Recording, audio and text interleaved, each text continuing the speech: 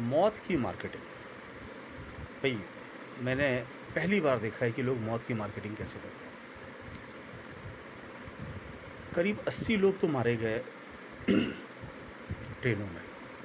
अंदाज़ लगाइए कि वो कैसे लोग मरे होंगे। देखिए, भूख से मौत आसानी से नहीं होती। शरीर में बहुत ताकत होती है बर्दाश्त करने की। तो सोचिए कि उन लोगों के शरीर इंतहा तक भूखे थे, तड़फ रहे थे मौत आने से पहले। और कितने बेबस रहे होंगे वो लोग और उनके परिवार लोग जो उनके लोग मर रहे होंगे। लेकिन किसी को कोई फ़र्क नहीं पड़ा। मीडिया को तो कोई भी फ़र्क नहीं पड़ा। वो तो बताया ही नहीं उसने। किस कदर कातिल लोग हैं कि मार के भी उनको फ़र्क नहीं पड़ता। जैसे हत्यारे होते हैं ना, हत्या करके आराम से घूमते चले जाते हैं। ये वैसे ही लोग हैं हमारे मीडिया वाले, हमारी पब्लिक। बहुत सारे लोग हैं ऐसे। उनको कोई फ़र्क नहीं पड़ता। इसी तरह से करीब 2-250 लोग मारे गए सड़कों पे, चलते-चलते, थक के बहुत तरीके से। किसी को कोई फ़र्क नहीं पड़ा। फ़र्क किस चीज़ का पड़ रहा है? फ़र्क पड़ रहा है एक हाथी की मौत का। देखिए, कोई भी जीव है, जीव की हत्या तो बुरा होता ही है। कोई शक नहीं है उसमें। लेकिन एक हाथी की मौत 500-600 इंसानों की मौत से बड़ी नहीं है। और अगर आप 500-600 इंसानों की मौत पे चुप रहते हो और एक हाथी की मौत पे चिल्लाते हो, तो इसे कहते हैं मौत की मार्केटिंग। अपने लिए मौत की मार्केटिंग आप कर रहे हो, ये दिखाने के लिए कि साहब फलाना इलाका बहुत गलत है, फलाना शहर बहुत गलत है, वहाँ इस तरह की चीज़ें हुई। और सारे नेता जो अभी तक चुप्पी साध के बैठे थे, एकदम से हाथी की मौत पे सब सामने आ गए। तो मैं तो सिर्फ ये अंदाज़ लगा रहा हूँ कि हमारे यहाँ आप ये सोचिए कि आपने राजनीति जैसा, देश को चलाने जैसी बड़ी पोस्ट कितने छोटे और घटिया लोगों के हाथ पे दे दिया है, जो हज़ारों मौतों पे चुप रहते हैं, हज़ारों लोग को मरवाते हैं जानबूझ के, और एक हाथी की मौत पे इतना चिल्लाते हैं कि पूरे देश को लगे कि इससे दुनिया में इससे बड़ी घटना कोई नहीं है। तो ये जो मौत की मार्केटिंग हो रही है, मौत की जो ब्रांडिंग हो रही है, अब वो बहुत खतरनाक है दरअसल। आप शायद नहीं समझते हो, लेकिन मुझे याद है एक समय में बिहार में बहुत ये सब ऐसी घटनाएँ होती थी। मतलब ऐसी घटनाएँ जहाँ बहुत सारे सामूहिक हिंसा, कि लोग आए, दूसरे गाँव के लोगों को मार दिया, 5-10 लोग को मार दिया, कभी कुछ हुआ। मुझे याद है अपने बचपन का, इंदिरा गांधी जब इस तरह की कोई घटना होती थी, भले ही वो 6 महीने में, साल में, 2 साल में घटना हो, उनको बुरा लगता था।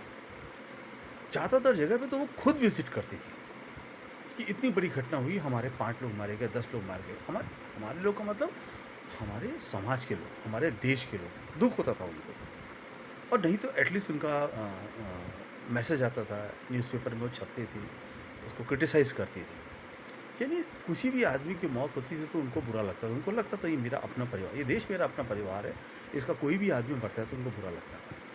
आज आदमी 500-600 की मौतों पे हँसता है, जश्न मनाता है, और एक हाथी की मौत पे चूँकि उसको अपोज़िशन को कहने का मौका मिल गया, उसको गालियाँ देता है। आप सोचिए कि किस कदर लोग गिर गए हैं, और आपने देश की राजनीति को, जो सबसे बड़ा जॉब है, उनको किस लोग के हाथ में सौंप दिया है। देखिए, कोई भी आदमी, मेरे लिए सब आदमी अच्छे हैं। आप अच्छा करोगे मैं आपको अच्छा कहूँगा, आप बुरा करोगे मैं आपको बुरा कहूँगा। ये तो भूल जाओ कि आप बुरा करोगे मैं आपको अच्छा कहूँगा, क्योंकि मेरे लिए सबसे बड़ा भगवान है, और उसकी बनाई वो चीज़ें हैं जो बहुत महत्वपूर्ण होती है। हर इंसान, हर जीव को भगवान ने बनाया है, और मेरे लिए हर उस चीज़ की बहुत बड़ी वैल्यू है। चाहे वो इंसान हो, चाहे वो जानवर हो, चाहे कोई भी हो। तो ये अगर अब जो सिलसिला शुरू हुआ जानवरों को वैल्यू करने का, जैसे इंसान को मारो और एक गाय के मरने पे, एक गाय के काटने पे आप हंगामा कर दो, तो बेसिकली देखिए, आप मैं तो आज सबसे बोलता हूँ जो हिंदू हिंदू हिंदू बोलते हो, मैं तो बोलता हूँ आप देख लो, अब अपना डाटा निकलवा लो कि कितने लोग, जो जितने मीट एक्सपोर्ट होता है वो हत्याएं कौन लोग कर रहे हैं, और उनकी उनकी संस्था के मालिक कौन है। सारे के सारे हिंदू हैं। बिगेस्ट मीट एक्सपोर्टर सारे हिंदू। लेकिन बाहर आप हिंदू में हिंदू भी अपराध है, मुसलमान ये करते हैं, मीट खाते हैं, ये खाते हैं। सबसे ज़्यादा इंडिया में जो नॉन वेज है, उसका कंजम्पशन हिंदुओं में है, ना कि मुसलमानों में। पॉपुलेशन वाइज भी देख लो, और आप प्रोपोर्शनेट वाइज देखोगे तभी भी आप देख लो। तो ये हर चीज़ जो राजनीति से जुड़ी गई है, जो मौत की ब्रांडिंग स्टार्ट की है, ये बहुत ख़तरनाक है हमारे देश के लिए। आज इस सबको मतलब मैं ये क्यों बार-बार कहता हूँ कि आप सोचो आपका देश किस कदर ख़त्म होता चला जा रहा है। उसको बचाने की किस तरीके से ज़रूरत है। हर एक की लाइफ़ इम्पोर्टेंट है, हर एक चीज़ इम्पोर्टेंट है, लेकिन अगर आप मौत की मार्केटिंग, मौत की ब्रांडिंग करते हो, तो बहुत ख़तरनाक चीज़ है और आपको इसको रोकना पड़ेगा। मेरे लिए वो लोग ज़्यादा इम्पोर्टेंट हैं, जो भूख से मरे और जिसके लिए पूरा मीडिया शांत है। और एक चीज़ मैं आपको और बताऊँ, देखिए मार्केटिंग ब्रांडिंग कैसे हो रही है। पहले क्या होता था, देश के अंदर ग्रुप बनते थे, मैं तेरे साथ, तू मेरे साथ, हम लोग मिलके ये करेंगे, वो करेंगे, मैं ऐसा कहूँगा तुम ऐसा कर देना। अब ये गंदगी इंटरनेशनल लेवल पे कुछ लोगों ने फैलाई है। तो आप ये समझ लो कि हो सकता है किसी को कहीं चुनाव हो, तो वो क्या करेगा, दूसरे दूसरे देश के राष्ट्राध्यक्ष को बोल देगा, दोस्त है, दोस्ती के में सब एग्रीमेंट हो चुके हैं कि भाई मेरे जी ज़रूरत पड़ेगी तो मैं तुम्हारे यहाँ जाके पेड़ पे 2-4 बम गिरा दूंगा और बोल दूंगा मैंने सर्जिकल स्ट्राइक कर दी है। तुम्हें ज़रूरत पड़ेगी तो मैं क्या करूँगा, सेना भेज दूंगा, लड़ाई वड़ाई कुछ नहीं होगी। और 2-4 को मार भी दिया तो क्या फ़र्क पड़ता है उनको। आपकी जो बड़े बड़े लोग हैं, नेता लोग हैं, उनके लिए आपकी लाइफ की कोई वैल्यू नहीं है। अगर थोड़ा बहुत बमबारी करनी पड़ी, 2-4 10 लोग 22 लोग 50 लोग मरे तो उनको कोई फ़र्क नहीं पड़ता। वो 50 लोग को मरते हैं तो मरने दो, कोई भी फ़र्क नहीं पड़ता उनको।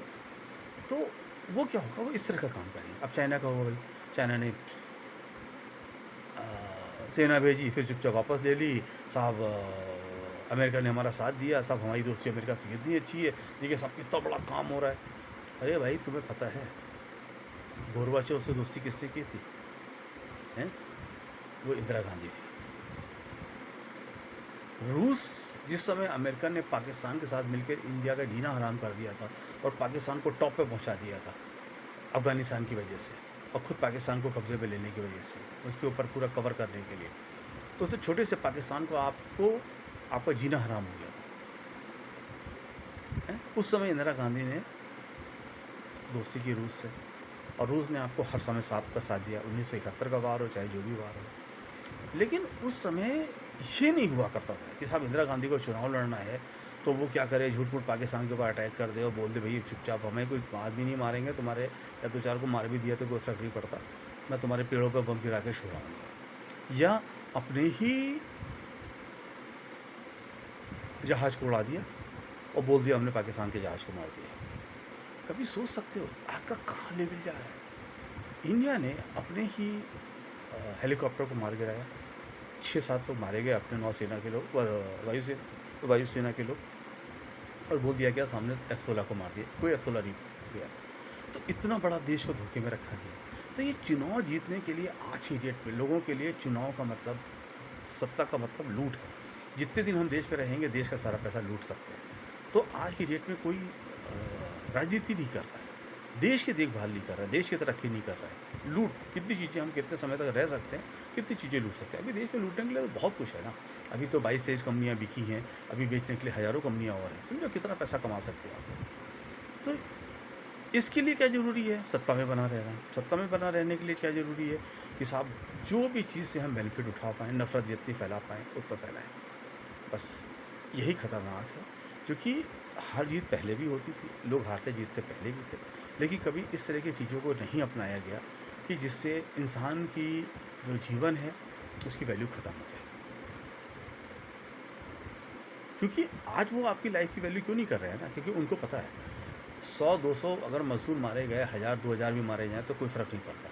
वो इस तरह का बाहर सीन क्रिएट होगा बाहर कि आपको चुनाव में वोट मिल जाएगा, भले ही आप पाकिस्तान पर अटैक कर दो या पाकिस्तान आपके ऊपर अटैक कर दे, ऐसा सीन क्रिएट किया जाएगा कि साहब आपके वोट आपके पास आ जाएंगे। तो इसलिए आपकी वैल्यू ख़त्म हो गई। हमें इंसानियत को वापस लाना है। और आप लोग समझ लो कि जिस दिन लोगों को ने समझ लिया और लोगों ने ये मैसेज दे दिया कि भाई तुम ये जितने भी ड्रामे करो, तुम जितने ड्रामे करोगे उतने हम तुम्हें हराएंगे। तुम्हें जीतना है तो तुम्हें पब्लिक का ध्यान रखना पड़ेगा, देश का ध्यान रखना पड़ेगा, उसी से तुम्हारा सब कुछ होगा। देश का नाम बदलने से इंडिया से भारत कर दोगे तो मैं तो कहता हूँ जब तक इंडिया था 70 साल में हमने तरक्की की, प्यार मोहब्बत से रहे सबके साथ और इस देश को सुपर पावर बनाया। जब से ये भारत का कॉन्सेप्ट आ गया तब से आप देख कि 6 साल में देश का क्या हाल हो गया। नफ़रत किस तरीके से फैल गई है, अपराध किस तरीके से हो रहे हैं, झूठ किस तरीके से बोले जा रहे हैं, बेपानी यहाँ करप्शन किस तरीके से हो गया है। तो ऐसे भारत का क्या फ़ायदा। मेरे लिए तो इंडिया ही बहुत अच्छा था। आप नाम तो कुछ भी रख लो। अच्छा एक चीज़ बताओ, इंडिया से कहो या भारत कहो या हिंदुस्तान कहो या कुछ भी कहो, आपके कुछ कहने से क्या वो 200 लोग जिंदा हो गए वापस आ जाएंगे? या जो 80 लोग रोज़ाना मर रहे हैं वो वापस आ जाएंगे? या जो कत्ले आम मजदूरों का हुआ जिस तरीके से कि लोग हज़ार हज़ार 1200 किलोमीटर पैदल भूखे प्यासे चलने में मजबूर हुआ, क्या आपकी इमेज उससे बदल जाएगी? आजकल बहुत सिस्टम है, लोग 1000-2000 फर्जी अकाउंट IT सेल्स वाले खोल लेते हैं और अलग अलग नामों से पोस्ट करते रहते हैं कि साहब फलाना बहुत अच्छे हैं, वोट अच्छे हैं, ये CM अच्छे हैं, ये PM इससे अच्छे हैं, ये मिनिस्टर अच्छे हैं, और क्यों ना इनको वोट दिया जाए, सारी ज़िंदगी बना के रखा जाए, इनको डेमोक्रेसी किल कर दी जाए। ये सब मार्केटिंग, हर चीज़ मार्केटिंग और ब्रांडिंग।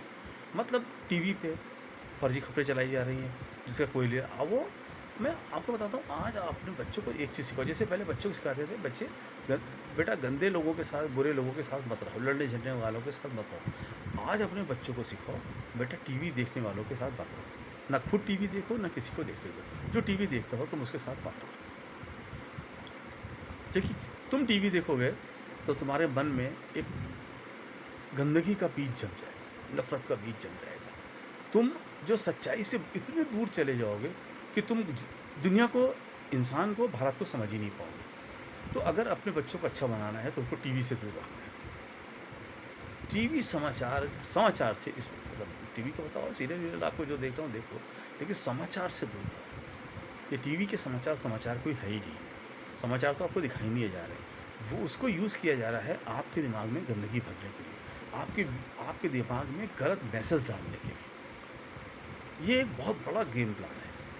आप अपने देश की सच्चाई से बहुत दूर जा रहे हैं। तो अपने देश के वो जो गरीब लोग हैं, वो जो जिनको, जो इंसान हैं और इनको बराबरी हक का दर्जा चाहिए, जिनको हमें ऊपर उठाना है और हम नहीं उठा पा रहे हैं, हमें सबसे पहले उस पर ध्यान देना चाहिए। बच्चों को टीवी देखने से मना करो, खुद टीवी देखो, टीवी को TRP उनकी 0 पे ले आओ, सोशल मीडिया यूज़ करो, आपस में बात करो, अपने मैसेजेस सोशल मीडिया पे डालो, सच्चाई को फिर से सामने लाओ। झूठ बहुत अति हो गई इस झूठ की। नफ़रत बिल्कुल ख़त्म करनी है, देश को तरक्की के रास्ते पर वापस लाना है। हर आदमी को, चाहे वो हिंदू हो, मुसलमान हो, किसी भी धर्म, किसी भी जाति का हो, सब बराबर हैं। ये OBC और SC ST ये सब ख़त्म करो। सारे इंसान हैं, सारे बराबर के हमारे भाई बहन हैं, सब लोग, और अच्छे से मिल के रहना सब लोग शुरू करें। वो लोगों की समझ में आ जाना चाहिए कि तुम्हारा टीवी, तुम्हारा मीडिया किसी काम का नहीं है। जो हम हैं, जो हम ऐसे इंसान हैं, हम अपनी देखभाल खुद कर लेंगे और अच्छे से कर लेंगे। और जो हमारे देश के पैसे का दुरुपयोग करता है उसको इस देश से जाना पड़ेगा। आप पूरी दुनिया में अपनी मार्केटिंग, ब्रांडिंग करने के लिए देश का अरबों खरबों रुपए बर्बाद कर दो, सिर्फ इसलिए कि आप अपनी ब्रांडिंग, अपनी कंपनी, अपनी पार्टी की ब्रांडिंग करना चाहते हो, तो तो उनको देश से जाना पड़ेगा, उतरना पड़ेगा गद्दी से। हमारे देश के पैसे का सबके ऊपर सबसे पहला हक उसका है जो सबसे गरीब आदमी है। हमारे देश का, मैं एक चीज़ कहता हूँ, देखो, जो हमारे देश के किसान हैं, किसान हमारे देश का असली सिपाही है। जो लाल बहादुर शास्त्री ने बोला था, जय जवान जय किसान। अब किसान को आप फूड सोल्जर बोलो, वो हमारे फूड सोल्जर है, और उनको सैनिकों की तरह सारी सुविधाएं प्रोवाइड करनी पड़ेगी। बीज मुफ्त, खाद लोन पे दो उनको, जब उनकी फसल तैयार हो जाए उनको फसल का उतना मुआवजा मिलना चाहिए। फसल का नुकसान होता है, गवर्नमेंट का इंश्योरेंस होना चाहिए। सोचिए, एक किसान 6 महीने तक वेट करता है, उसकी फसल बढ़ी होती है, अचानक फसल पक के खड़ी हुई है, पानी गिर गया और सब बर्बाद हो गया, क्या करेगा वो? उसको सहायता चाहिए कि 1,45,000 करोड़ के, 100 करोड़ के, 2500 करोड़ के फंक्शन चाहिए आपको? नहीं, मुझे पहले उनको देखना, अनाज वो देखते हैं। वो हमारे देश के फूड सोल्जर हैं, और हमारे देश के वो सोल्जर जो सीमा पे लड़ रहे हैं। यही दोनों सोल्जर हमारे लिए सबसे महत्वपूर्ण हैं, जो इस देश को चला रहे हैं। बाकी जितने नेता वेता हैं, ये देश को बर्बाद कर रहे हैं। इनका कोई जीवन में महत्व नहीं है, न देश के लिए कोई महत्व है। वो नेता जो, जिनके लिए देश का महत्व होता था, अब वो है ही नहीं। तो मुझे सिर्फ फूड सोल्जर और आर्मी के सोल्जर, इन्हीं दोनों सोल्जर को हमें बचा के रखना है। यही हमारे देश को बचाएंगे। इन पर सब पर ध्यान दो। देश के पैसे का एक एक पैसे का हिसाब लो और वो पैसा गरीबों की तरक्की में, गरीबों को आगे बढ़ने के लिए वो यूज़ होना चाहिए। आप खुद सोचो, हर जीवन उतना महत्वपूर्ण होता है। किसी की भी जान जाती है, वो चाहे गरीब हो चाहे अमीर हो, सबके लिए बराबर का ही दुख होता है। तो ये हाथी के मौत पे दुख करने की जगह देखो वो गलत है।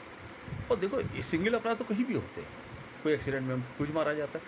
आप ये बताओ, हाथी की मौत पे जो इतने ड्रामे कर रहे हो, कितने कुत्तों को मारा जाता है। अभी हम तो महाराष्ट्र में जानते हैं, कुछ कुत्तों को भी एक साथ पता नहीं कितने कुत्तों को ले जाकर मार दिया गया, सिर्फ इस डर से कि साहब वो लोगों को काटना शुरू कर रहे हैं। वो गाड़ियाँ आती हैं 200 आसपास के पूरे कुत्तों को ले आती हैं और जहर दे के मार देती हैं।